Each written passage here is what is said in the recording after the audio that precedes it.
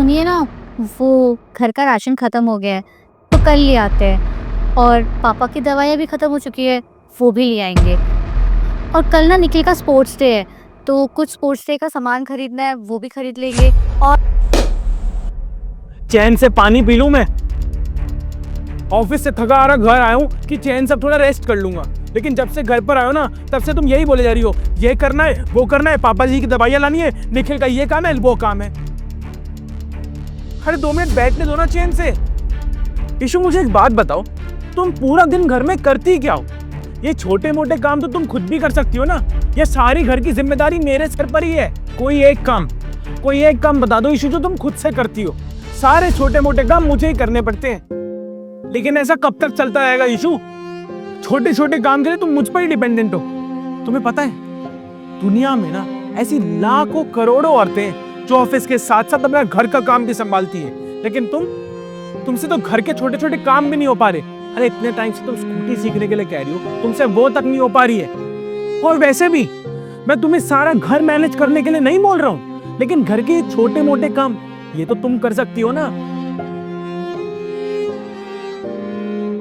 लो, एक लॉजिक की बात क्या कर दी, रोना धोना चालू। Typical victim card. मुझे लगता था शादी करने के बाद ना मेरी लाइफ सॉर्ट हो जाएगी, एकदम बैलेंस्ड।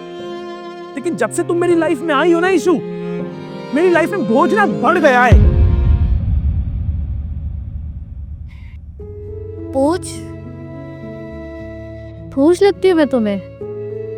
तुम्हारी कही भी इन सारी बातों में ना कहीं भी लॉजिक नहीं है। और जिन औरतों की तुम बात कर रहे हो ना, जो जो घर का काम करती है, बाहर भी काम करती है, उनके हस्बैंड ना उनको सपोर्ट करते हैं। लेकिन तुम्हें तो ये भी नहीं पता कि घर में कौन सी चीज खराब है, खत्म है, किस चीज की जरूरत है। इसके बाद भी तुम्हें लगता है कि तुम्हारी बातों का लॉजिक बिल्कुल सही है।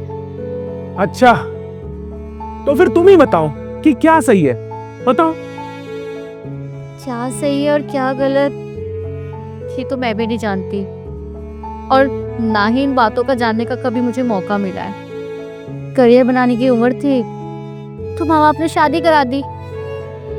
सोचा था पति सपोर्टेड मिलेगा, लेकिन मिले मुझे आप, जिसने कभी ना मेरे सपनों के बारे में सुना और ना कभी जानना चाहा। आप जानना चाहते थे ना कि पूरा दिन भर घर में बैठ के करती क्या हो?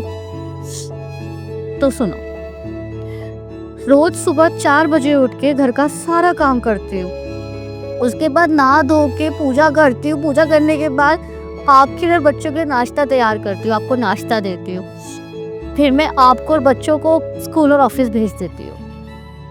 उसके बाद अगर मुझे वक्त मिल जाता है ना, तो कहीं 12 बजे जाकर पहला निवाला खाती हूँ। और कई बार तो उसका वक्त भी नहीं मिलता। फिर घर के सारे काम करती हूँ, कपड़े धोती हूँ, खाना बनाती हूँ, बाबूजी का ख्याल रखती हूँ, उनको वक्त पे दवाइयाँ देती हूँ। ये सारे काम मैं अकेले करती हूँ, कोई साथ नहीं देता। आपको तो पगार मिलती ना आपके काम की, मुझे कोई पगार नहीं मिलती। लेकिन मैं ये सारे काम खुशी खुशी अपनी मर्जी से करती हूँ, अपने लिए, अपने परिवार के लिए, आपके लिए। चैन से 2 मिनट बैठने तक का वक्त नहीं मिलता। वक्त है ही कहाँ मेरी जिंदगी में। ना जाने कितने सालों से मैंने छुट्टी तक नहीं ली है, ना संडे मिला। 24 घंटे बस लगी रही, ना दिन देखा ना रात देखी, चाहे मैं बीमार भी क्यों ना रहूं। लेकिन आप पूछते कि मैं करती क्या हूं? स्कूटी सीखना, बिजनेस करना कोई बड़ी बात नहीं है, वो मैं अकेले भी कर सकती हूँ। लेकिन क्या आप इस पूरे घर की जिम्मेदारी अकेले निभा पाएंगे?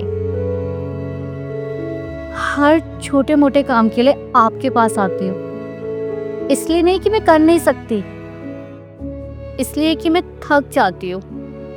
हिम्मत नहीं होती कि घर के काम के साथ साथ बाहर के काम भी कर सकूं।